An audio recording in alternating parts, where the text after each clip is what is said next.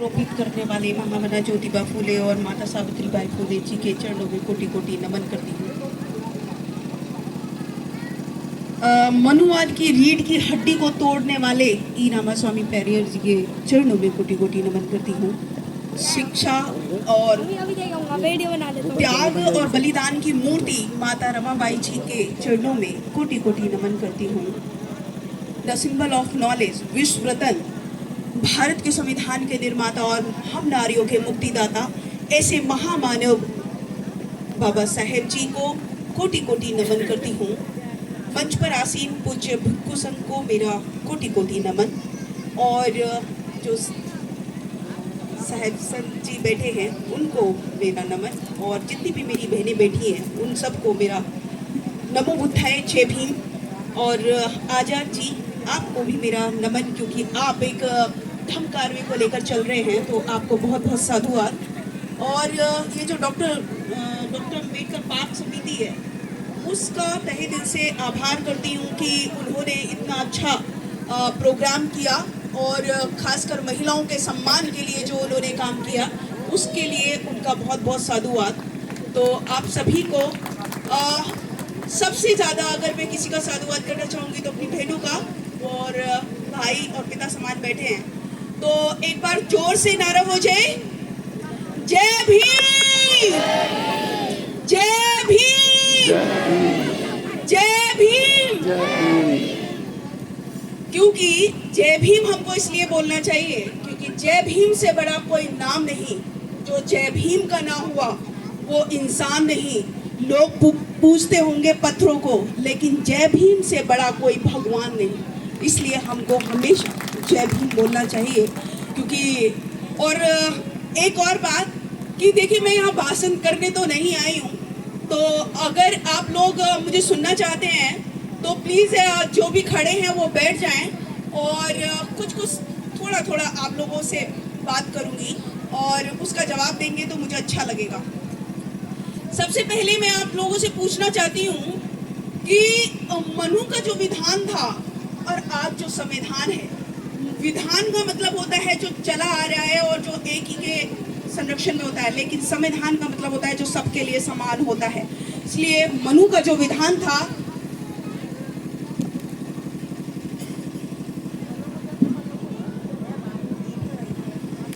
वो था, एक पढ़ेगा एक राज करेगा, एक करे व्यापार, और इन तीनों की सेवा करना शूद्रों का अधिकार। ये था मनु का विधान। और सब पढ़ेंगे, सब राज करेंगे, सब करे व्यापार, और अपनी अपनी सेवा करे सब। ये है बाबा साहेब का संविधान। तो हमको इक्वलिटी, हमको समानता अपने अंदर स्थापित करनी होगी। और आप लोगों से एक सवाल पूछना चाहती हूँ, अगर आप ईमानदारी से उसका उत्तर दे तो आप मुझे बताइए कि बाबा साहेब से बड़ा कोई भी इस धरती पर विद्वान है क्या? बताइए, बाबा साहेब से ज्यादा पढ़ा लिखा इस पूरी दुनिया में कोई है क्या? तो बाबा साहेब से बड़ा हितैषी हमारा इस दुनिया में कोई है क्या? नहीं ना। वही बाबा साहेब जो हमको 22 प्रतिज्ञाएं दे गए। अब हम कहते तो हैं कि हाँ, बाबा साहेब से बड़ा कोई विद्वान नहीं है, कोई पढ़ा लिखा नहीं है, और कोई हमारा हितैषी भी नहीं है, लेकिन क्या हमने उनकी बात को माना? क्या हमने उनके बताए हुए रास्ते को फॉलो किया? नहीं किया।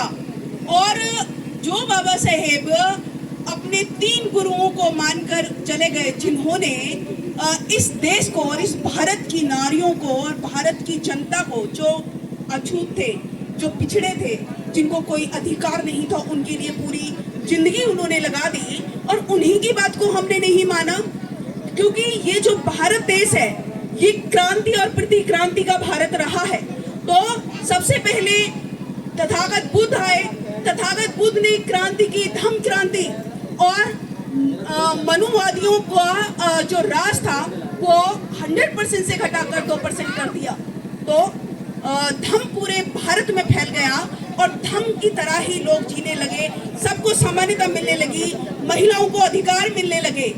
लेकिन मनुवादियों को वो रास नहीं आया, और एक फिर हुआ पुष्प सिंह मित्र, जिसने क्रांति की क्या करी, वृत्ति क्रांति की, और उसने बुद्धिज्म को खत्म किया। इस भारत देश से उसने बुद्धिज्म को खत्म किया।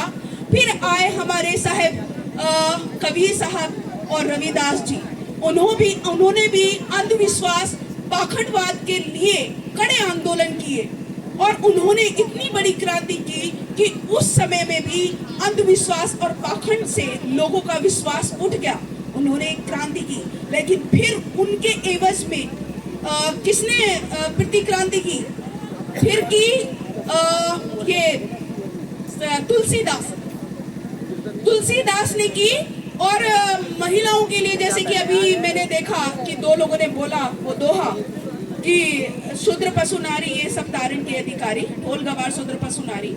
लेकिन मैं समझती हूँ कि हमने ये जो मुहावरा है, क्योंकि हमने देखा कि जितने भी पुरुष हैं वो भी मतलब महिलाओं का शोषण करते हैं, और जिन लोगों ने ये नारा दिया, या जिस तुलसीदास ने ये नारा दिया कि ढोल गवार शूद्र पशु नारी ये सब तारण के अधिकारी, तो हमने उस नारे को ही बदल दिया और हमने कहा ढोल गवार मनुवादी और घोड़ा मनुवादी कोई भी हो सकता है।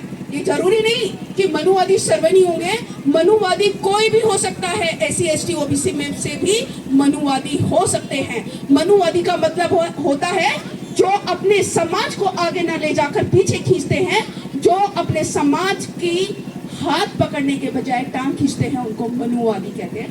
तो हमने कहा ढोल गवार मनुवादी और घोड़ा, इनको जितना पीटो उतना ही थोड़ा। ये हमको पीटेंगे, हम इनको पीटेंगे, क्योंकि बाबा साहेब के संविधान ने हमको इतना ताकतवर बना दिया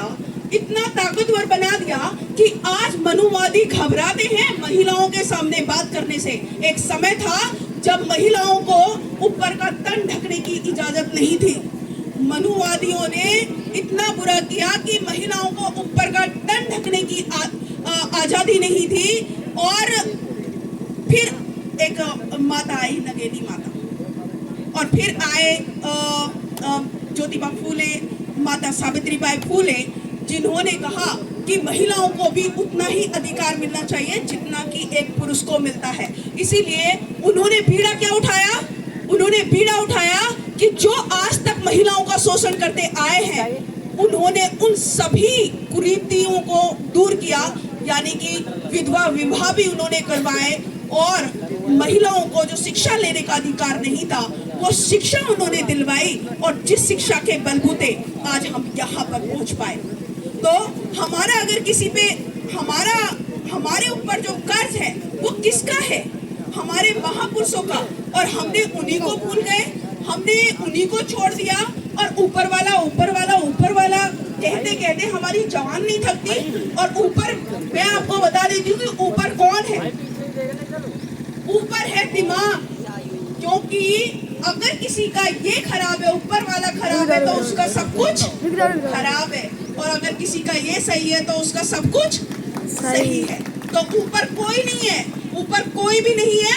ऊपर अगर कोई है तो वो दिमाग है। लेकिन हमको मनुवादियों ने भ्रमित किया और ऊपर कह दिया कि ऊपर ईश्वर है, और उसी ईश्वर जिसकी हम आज हमारा समाज आज जिसकी पूजा कर रहा है, जिन पत्थरों की मूर्तियों की पूजा कर रहा है, एक भी इंसान अगर यहाँ पर ये बता दे कि उनको उनके भगवान, उनके ईश्वर ने उनकी कृपा से उनको कुछ मिला है, तो मैं उसको 5 करोड़ रुपए तो मैं ही लेकर जाऊंगी। मैं कोई भी साबित कर दे कि आज भगवान की कृपा से मुझे ये मिल गया, तो मैं कहती हूँ कि मैं उसको इनाम जरूर दूंगी। लेकिन कोई भी ऐसा नहीं है, क्योंकि आज से अगर हम बहुत दूर की बात मैं नहीं करती, लेकिन आज से अगर हम 95 साल पहले की बात करें, यानी कि 1932 से पहले की अगर हम बात करें, तो किसी को भी मतलब शूद्र जाति में किसी को भी पढ़ने नहीं दिया गया, किसी को भी महिलाओं को आगे नहीं आने दिया गया। वो तो शुक्र है कि बाबा साहेब ने हमारे लिए काम किया, और 1932 में गोलमेज सम्मेलन से लंदन से दहाड़ कर हमारे लिए अधिकार ले आए। और अंग्रेजों से भी उन्होंने एक एक करके हमको अधिकार दिलवाए, नहीं तो हमको तो जीने का भी अधिकार नहीं था। आज जिनको हम भूल गए, अगर हमको याद ना हो तो उन्हीं लोगों ने जिनकी हम पूजा कर रहे हैं, हमें होते ही मार दिया जाता था और हमारे गले में अफीम चिपका कर हमको दूध गड्ढे में दूध भरकर उसमें डुबो दिया जाता था। जीने तक का अधिकार नहीं था। लेकिन बाबा साहेब आए और हमारे लिए इतना काम करके चले गए कि आज हम ऐसे ऐसे मंचों पर बैठकर दहाड़ रहे, क्योंकि बाबा साहेब कहते हैं कि शिक्षा वो शेरनी का दूध है जो पिएगा वही दहाड़ेगा। तो बाबा साहेब ने, माता सावित्री बाई फुले जी ने और ज्योतिबा फुले जी ने हमारे लिए शिक्षा के द्वार खोले, और मैं ये समझती हूँ कि शिक्षा से बड़ा अधिकार और कोई हो नहीं सकता। अगर शिक्षा है, क्योंकि शिक्षा सवालों को जन्म देती है, और अगर आप शिक्षित हो जाओगे तो आप अपने आप को इतना स्ट्रांग पाओगे कि आपके सामने कोई नहीं टिक पाएगा। लेकिन उसमें भी दो शर्तें हैं, क्योंकि शिक्षा जो लेते हैं वो केवल किताबी शिक्षा नहीं होती। शिक्षा दो तरीके की होती है, एक एकेडमिक और एक मॉरल, यानी कि एक किताबी शिक्षा और एक नैतिक शिक्षा। लेकिन आज आप देखोगे कि मनुवादियों ने सीबीएसई के सिलेबस से और आईसीएसई के सिलेबस से क्या हटा दिया? नैतिक शिक्षा की बुक हटा दी, क्योंकि वो नहीं चाहते कि हमारे बच्चों में भी वो संस्कार आए। इसीलिए मैं आपको कहती हूँ कि यदि आपको चाहिए कि हमारा बच्चा बड़ा होकर आईएएस, डॉक्टर, पीसीएस तो बने, लेकिन आईएएस, डॉक्टर, पीसीएस बनने के बाद भी अगर वो गुलाम ना बने, तो उसके लिए हमको क्या करना होगा? हमको अपने आप को और अपने बच्चों को महापुरुषों की विचारधारा से तराशना होगा, तब तो हम बन पाएंगे। अदरवाइज आप देख लीजिए कि चाहे कितना भी बड़ा इंसान क्यों ना हो, चाहे अगर उसके अंदर महापुरुषों की विचारधारा नहीं है, तो उसको कदम कदम पर ठोकर मार दी जाएगी, कदम कदम पर उसका शोषण होगा। और उसका लाइव एग्जाम्पल हम आज की जो राष्ट्रपति हैं उनको भी देख सकते हैं, और जो हमारे पिछले जो कोविंद जी हमारे चले गए राष्ट्रपति, हम उनको भी देख सकते हैं कि उनका पहले व्यक्ति होने के बावजूद भी उनको कैसे धक्के मिले थे। तो हमको समझना पड़ेगा, खासकर महिलाओं से मेरी अपील है, क्योंकि बाबा साहेब कहते हैं कि विचारों को अपनाओ, विचारों में बहुत पावर है। अगर कोई विचारों को नहीं अपना रहा तो कुछ नहीं होने वाला इस देश का। इसलिए बाबा साहेब कहते हैं कि मेरी जय जयकार करने से आपको कुछ हासिल नहीं होगा, मेरे विचारों पर आप चलोगे तो आपको कुछ हासिल होगा।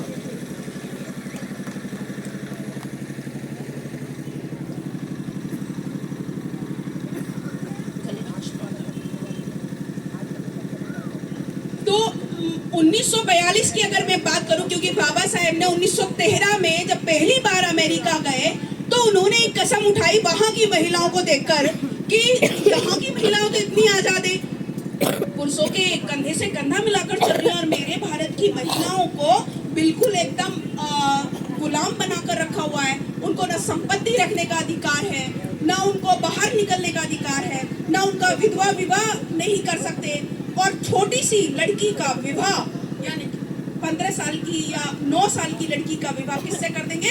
30 साल के। तो ये सारे जब देखे बाबा साहेब ने, तो वहां पर एक कसम उठाई कि चाहे कुछ भी हो जाए, मैं अपने भारत की महिलाओं को आजादी दिलाकर रहूंगा। और वो बाबा साहेब ने किया कि नहीं किया? किया ना। और आज हम उन्हीं को भूल गए।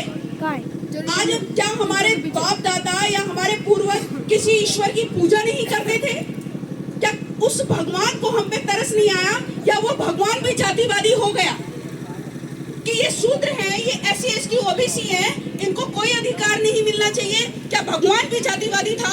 अगर भगवान भी जातिवादी था या भगवान भी जातिवादी है, तो हम क्यों मान रहे हैं उसको, जिसके नाम पर आज भी हमारा शोषण हो रहा है? उसी धर्म के नाम पर जो हमारा शोषण हो रहा है, हमको गुलाम बनाया जा रहा है, फिर भी हम उस धर्म को अपनाए हुए हैं। बाबा साहेब ने कहा कि हम हिंदू नहीं हैं, और ये बात वो कहकर गए और प्रूव भी करके गए।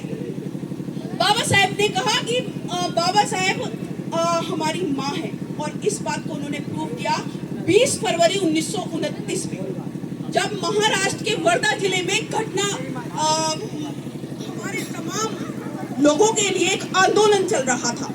जब आंदोलन चल रहा था तो उसमें हमारे हक अधिकारों की बात हो रही थी, और हक अधिकारों की बात होने के लिए गांधी भी वहां पर जाकर बैठ गया, क्योंकि गांधी भी कहता था कि मैं भी शोषितों का हितैषी हूँ।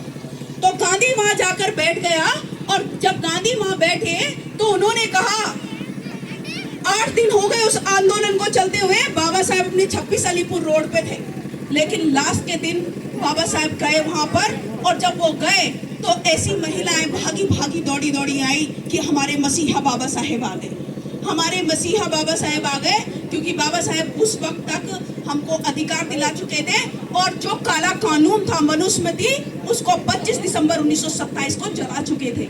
इसलिए बाबा साहेब एक मसीहा के रूप में सामने आए, और सबने उनकी जय जयकार की।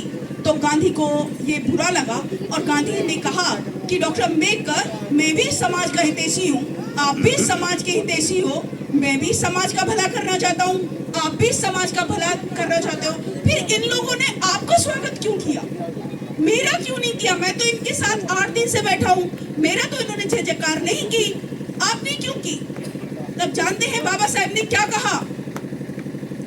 बाबा साहेब ने कहा कि मिस्टर गांधी, आप इनकी दाई माँ हो सकते हो जो झूठा सच्चा प्यार दिखाती है, लेकिन मैं इनकी इस समाज की माँ हूँ। और माँ, आप जानते हो कि माँ गीले में खुश सोएगी, सूखे में बच्चे को सुलाएगी, और माँ को चाहे कितना भी प्रॉब्लम हो, लेकिन अपनी औलाद को वो दिल से अलग नहीं करती। इसीलिए बाबा साहेब ने कहा था कि मैं इस समाज की माँ हूँ।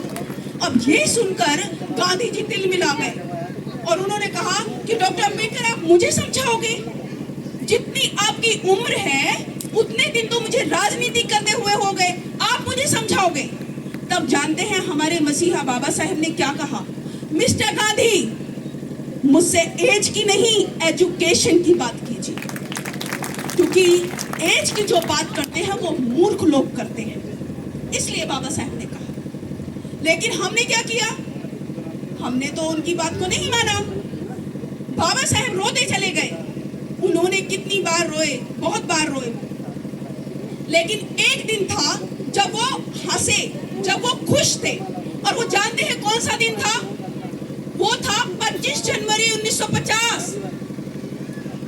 25 जनवरी 1950 को बाबा साहेब बड़े खुश थे, और जब वो वापस आए और आकर अपने कमरे में 26 अलीपुर रोड पे वो वायलिन बजा रहे थे, बड़े खुश थे। लेकिन उनके साथ जो उनके वो थे नौकर चाकर, वो सब उनको चुपके से देख रहे थे कि आज तक बाबा साहेब दुखी होते रहे, रोते रहे, लेकिन आज ऐसा क्या हो गया कि बाबा साहेब इतने खुश हैं?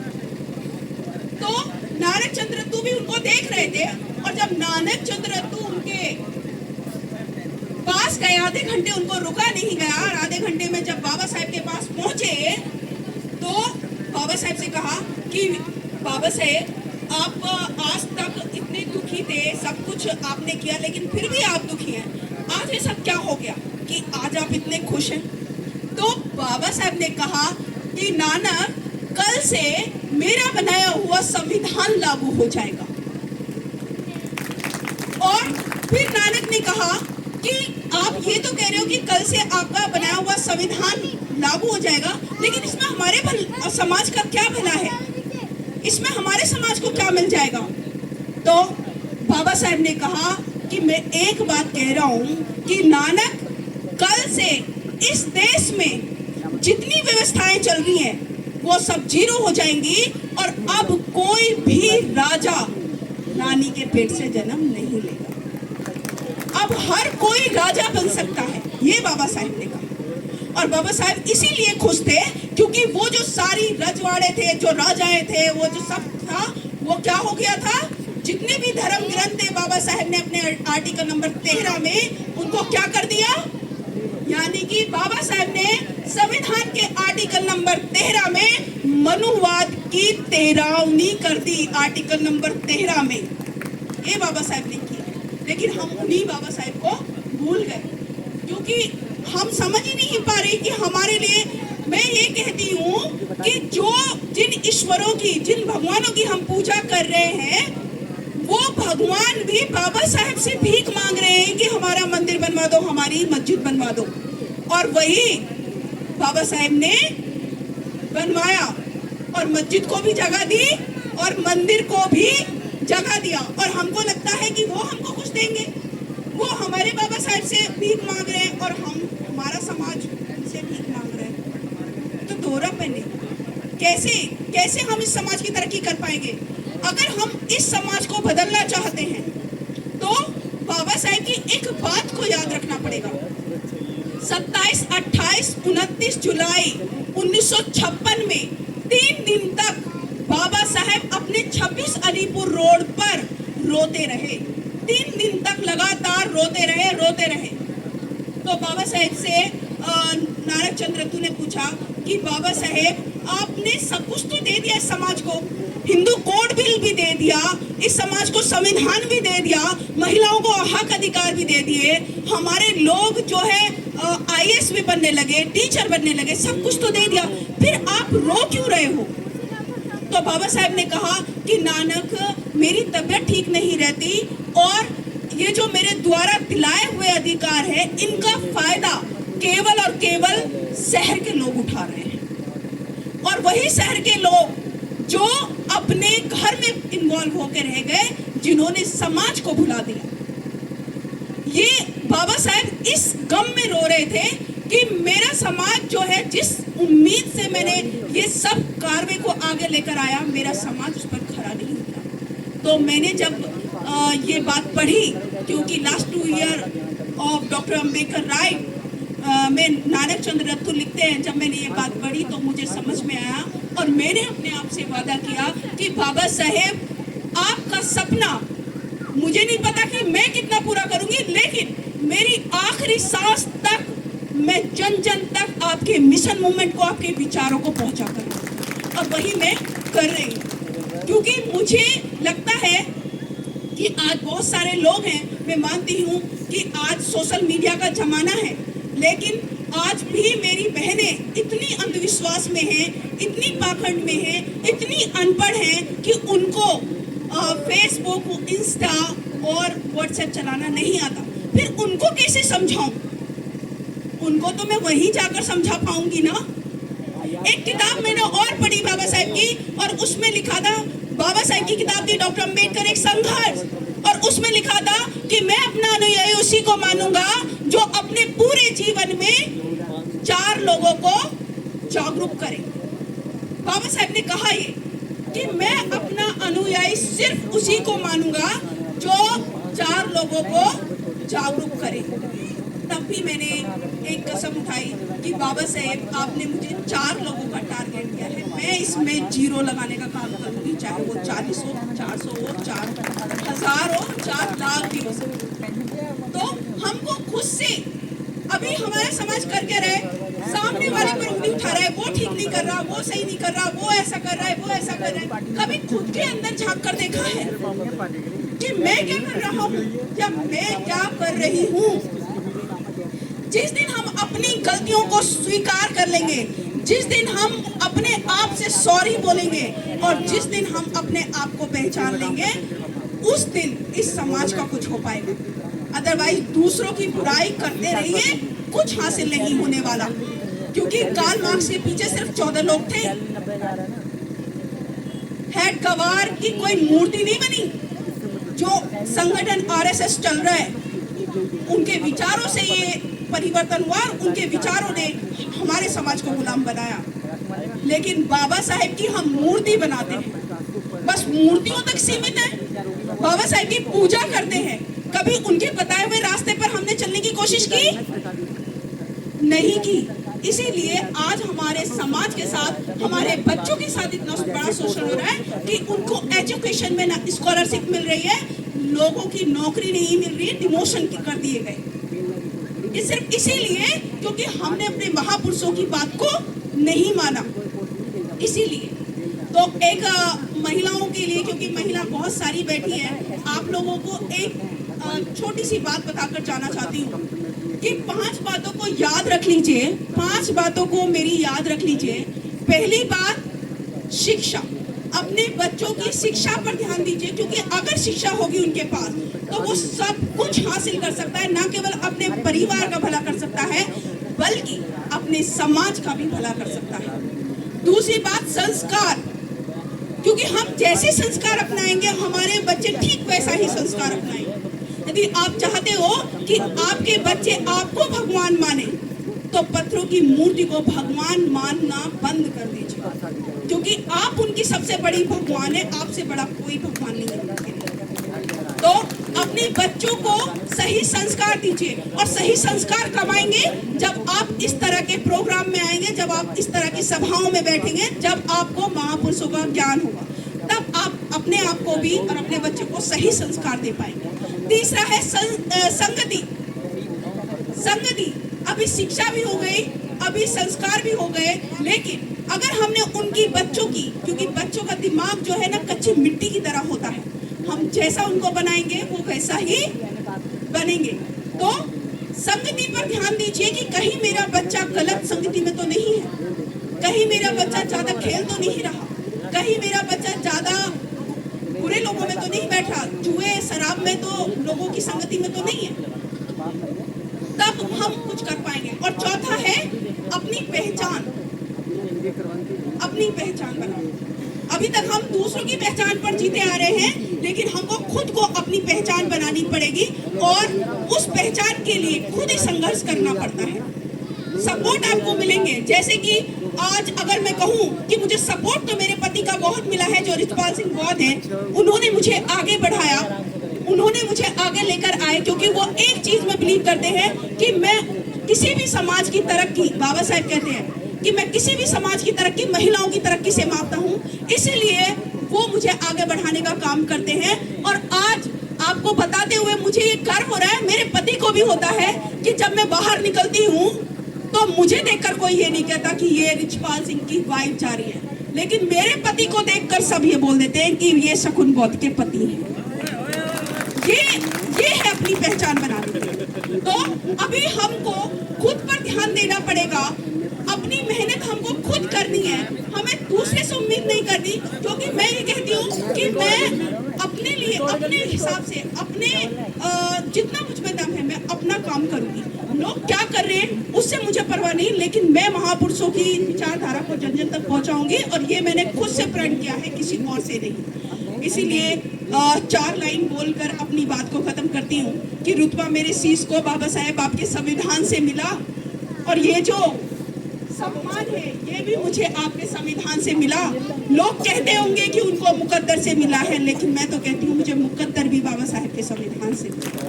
इसी के साथ अपनी वाणी को विराम करती हूँ। एक बार फिर से जोरदार, क्योंकि पर्ची मेरे पास आ चुकी है, तो एक बार फिर से जोर से जय भीम, जय भीम, जय भीम, जय भीम।